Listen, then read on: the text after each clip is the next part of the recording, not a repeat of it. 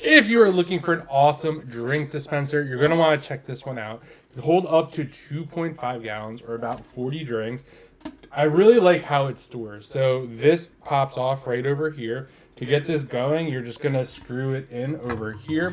So this piece right over here, if you can see right over here, you're just going to turn that in or out, and that will tighten it. So really easy to tighten that.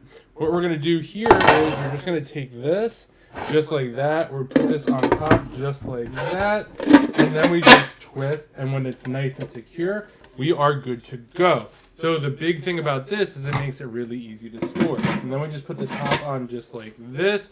And you are good to go. The spout goes down. You could go up just like this. And then when you're done with this, you're just going to take this lid off just like that. We're going to unscrew this inside right over here. Take this out. And then this just goes just like this. And we go like that. And it's super easy to store, so you don't have to worry about it taking up so much space. So if you're looking for a great drink dispenser that's easy to clean, easy to set it up, easy to store, doesn't take up a ton of space, definitely check this one out. And a huge thanks to the brand for sending this over so I could do this review.